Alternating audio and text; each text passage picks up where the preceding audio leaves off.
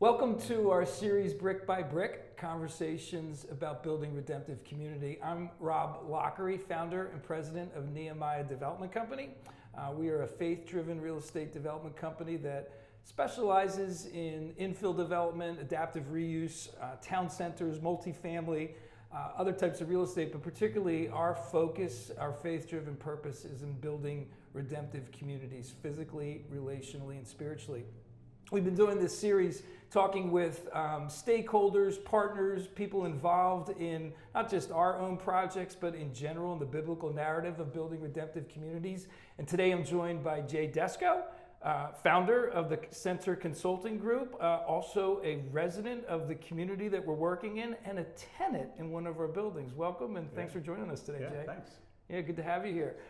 We won't take any complaints as a tenant here today, but we want to all talk about your wonderful experiences. But no, seriously, thanks for joining. As we've been doing this series talking about building redemptive communities, physically, relationally, and spiritually, talking about the biblical narrative of God's redemptive story and how each of us can play and should play a role in that. Maybe not as a real estate investor, maybe not as a developer or a council people. We've talked to different people, but we all have this opportunity to be part of God's larger story and his story to redeem and to restore and to renew. And so what I wanted to talk to you a little bit about today, because you've got experience across the spectrum in business and in church, is really to think about how and what you see the church, and not necessarily a specific church building, but the body of Christ, how it is beginning to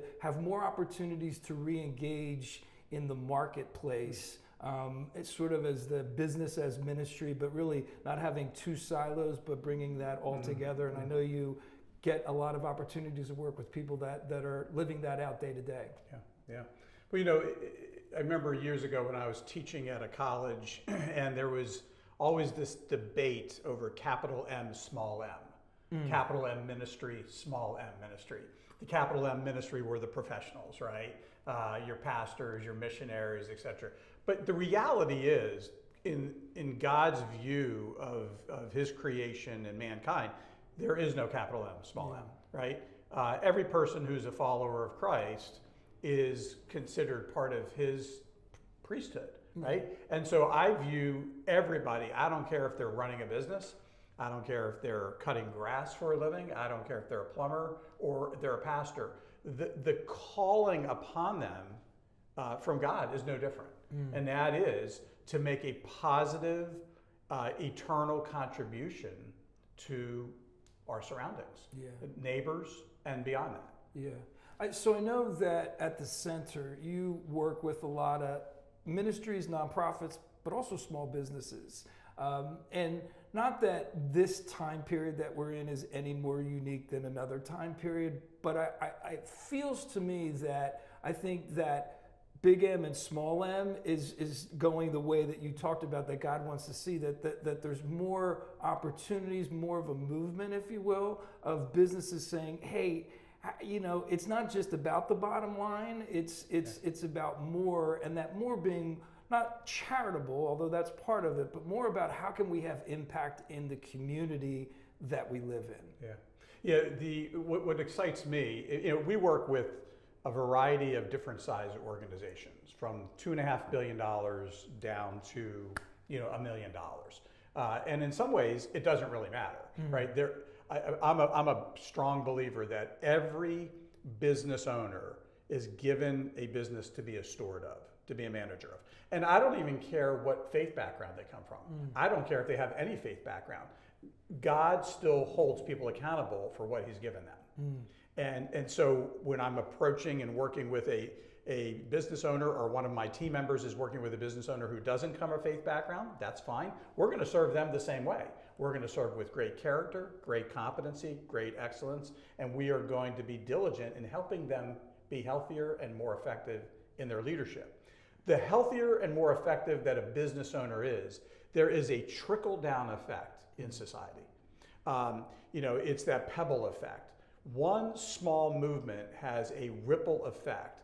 And so when you have one business owner who leads well, who believes they're a steward, who treats their employees appropriately, who gives back to the community.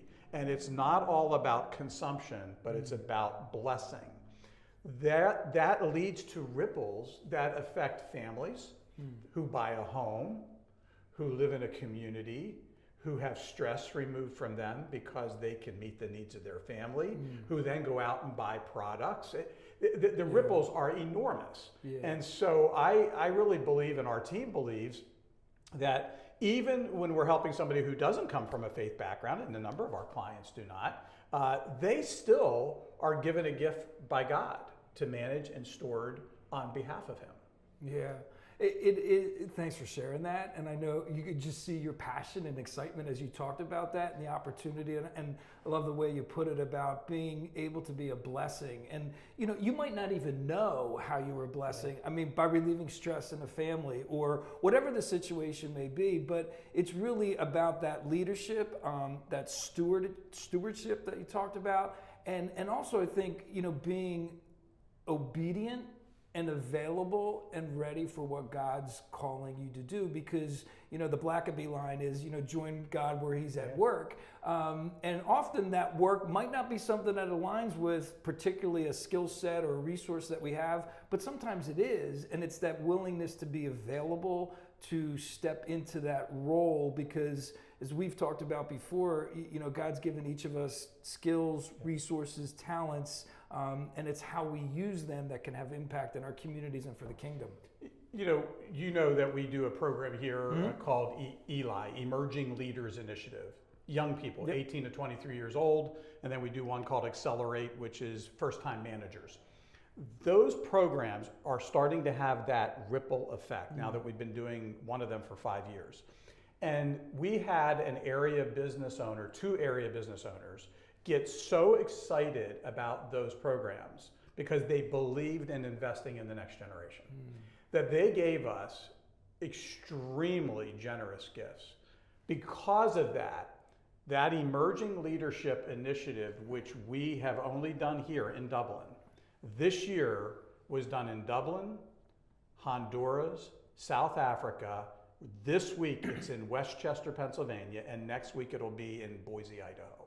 Wow. All because of stewardship. People saying, I want to pay it forward. I don't need all of this for me.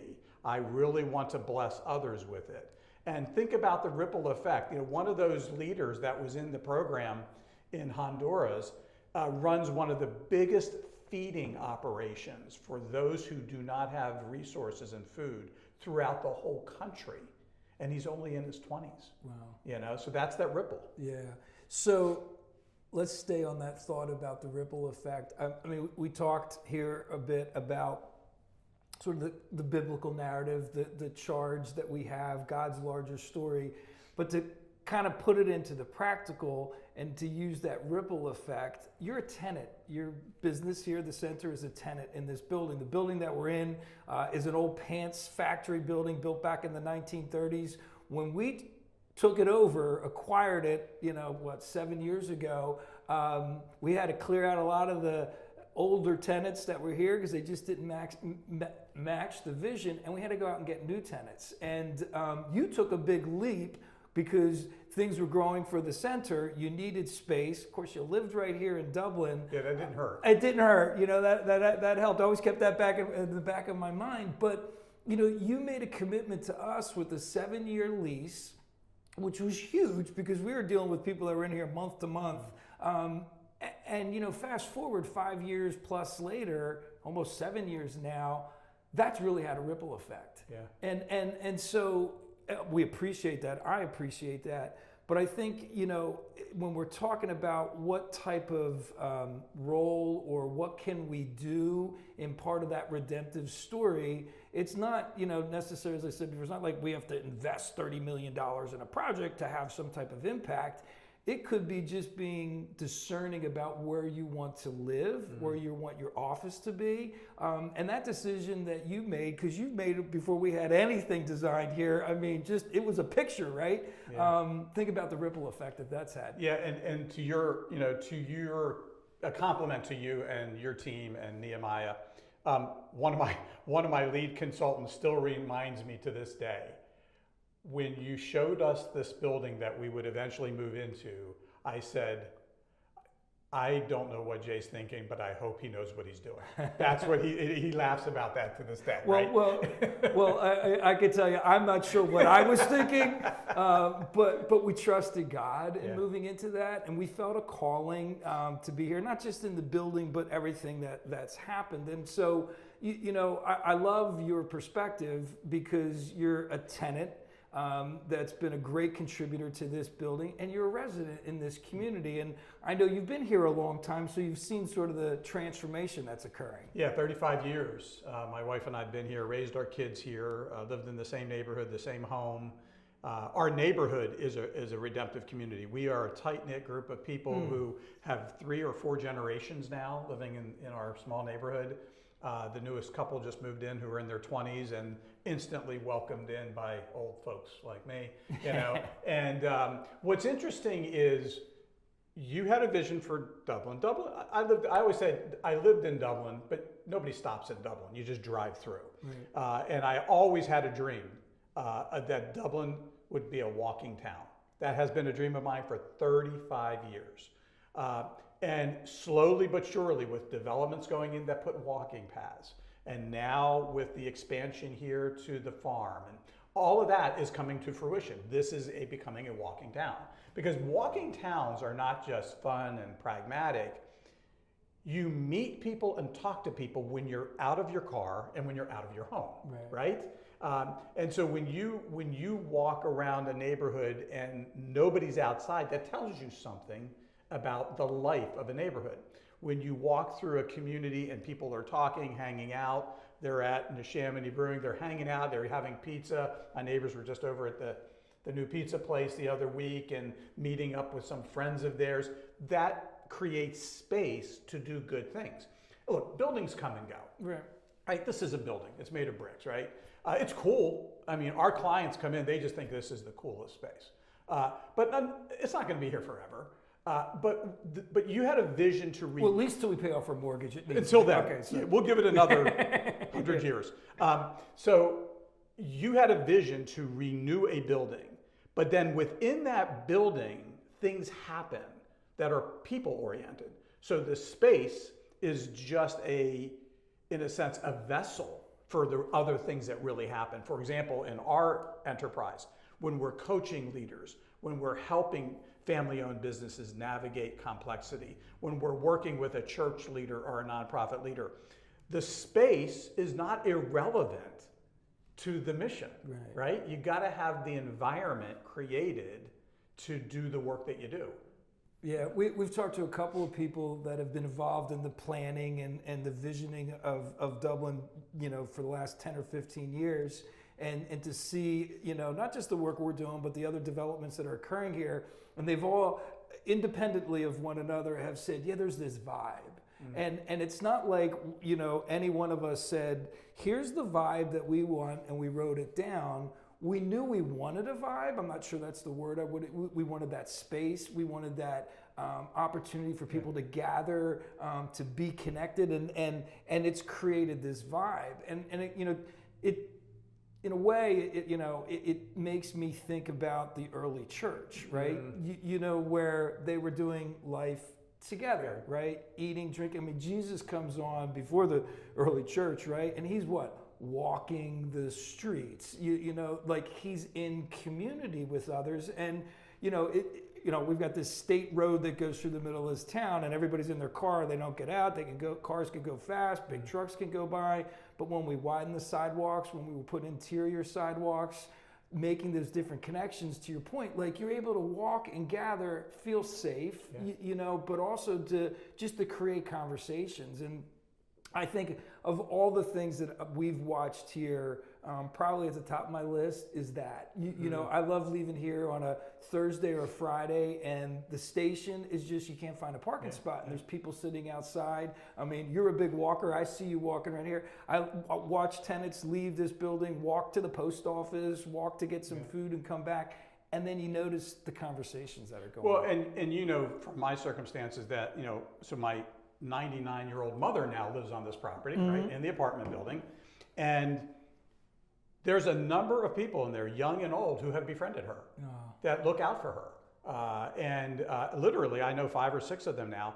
What's interesting is some of them got to know one of my neighbors at Neshaminy Brewing. And then when I'd be at Eagles games across the street at my neighbor's house, those people who live in my mom's building also know my mom, also hang out at Neshaminy Brewing and became friends. You see, it's a web. Yeah. You know what I mean? It's like a web of relationship. Yeah. And relationships do not happen naturally. Relationships take intentionality. You know, we wish they would happen naturally, but for many people they don't. In fact, it's becoming less and less. For the past 50 to 75 years, research shows that people are breaking bread less and less with a neighbor, knowing their name.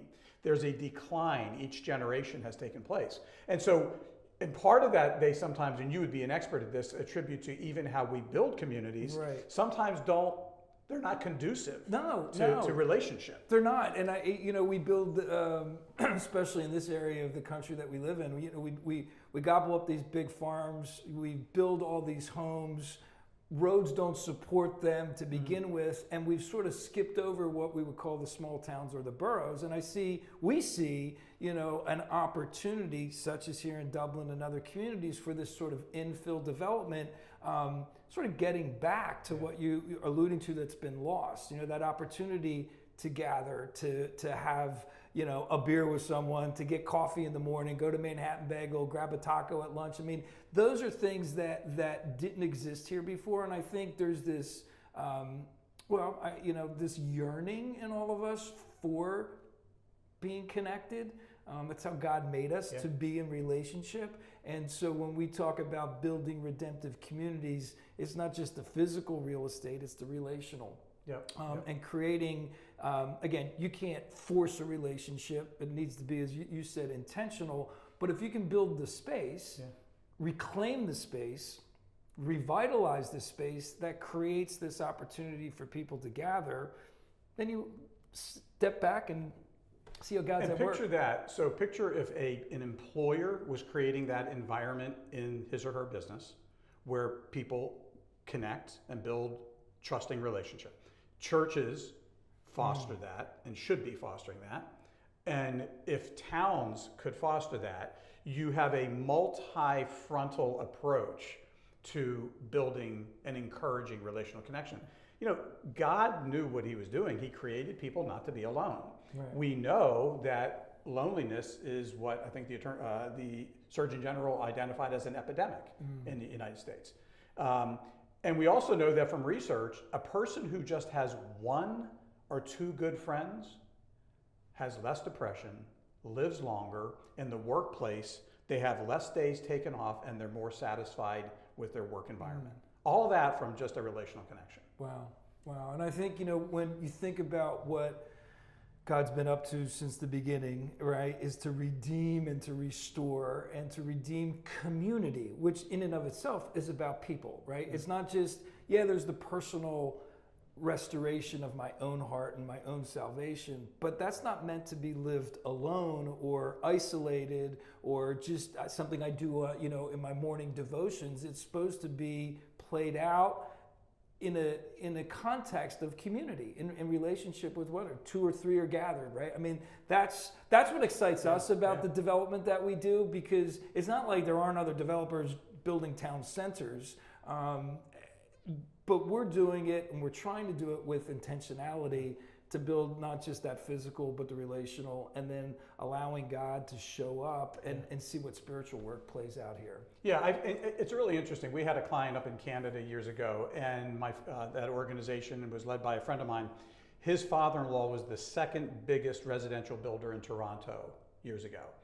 And every neighborhood you drive through in Toronto had 1 building lot dedicated for a church throughout the whole city. And it was part of that vision that churches have a role to play in that, but not just churches, right? We sometimes depend and expect too much. Right. It's more the collective team effort that goes into really changing a community. I remember reading a book, and I forget what it was, many years ago by this guy who I think became more of an engineer and architect with church building, okay? But he had worked at Disney, and Disney sent a group of them to Europe because they're getting ready to build the Magic Kingdom to look at what it looked like in Europe. And the observation that he made is like pretty much wherever you were in a city or a town in Europe, you could see the church. And that was like, okay, wherever you are in Disney, you want to see the castle. And I think, you know, to your point about the builder in Toronto, you look at a lot of these old towns, especially where we are in Pennsylvania, and there are multiple churches, but you could see the church, and that sort of got lost. And I think that's a interesting story in and of itself, but to be able to make sure or see that the church is present, whether it's the physical building or just the relational, is really critical and foundational to communities. Yeah, it really is. I mean, you know, sometimes there's an us and them in the world, you know, secular, sacred. Yeah. But the communities that I think are doing it best realize that there is something that we could do together. And that is, there's lots of different ways to help a community and the people within a community grow spiritually, but also physically, meeting physical needs, and also socially. Yeah. And I think in this area, social is a big area, a big theme, because people really do struggle with, how do I make connections? You know, and it's more difficult in the northeast part of the country than it is in other parts of the country. Right. If you go down to areas of Austin, Houston, they're growing so fast, everybody's new. But in the Northeast, there are families here that are 3, 4, 5 generations, right? They have people nearby. Right. But so when somebody new moves in, where do they build connection? And I will tell you, this is not to put a plug in because, you know, I'm not a beer drinker, but Neshaminy Brewing, man, like they got the thing going, because there are more people that connect in Neshaminy Brewing, including in my neighborhood. That's just a social gathering space, you know what I mean? A safe place to hang out, have a beer, have a pizza, have something to eat, and connect with somebody. And next thing you know, you got 100 of them there playing cornhole, kids running around. You know, it's just a cool, you know, like you said, cool vibe. And I think watching that play out there and other places here and some of the new developments going on, we're creating more space for that. And you know, it's interesting comment about the Northeast, because you're right. I mean, a lot of families have been here, multi-generations. It's sort of a built environment, you know, as opposed to sort of the southern places you mentioned, because there's still more land to build on, and you know, they seem to do it quicker and faster elsewhere than we do here in the Commonwealth of Pennsylvania. So there's sort of those restrictions, but they're not impossible to get around if you're thoughtful and intentional about how you do it. So good. Well, Jay, thank you. This has been great. I appreciate you spending the time with us, talking today about redemptive community and your experiences here and sort of your work that you're doing and how that plays out for God and His kingdom. And appreciate everybody tuning into this series. Thank you for joining us.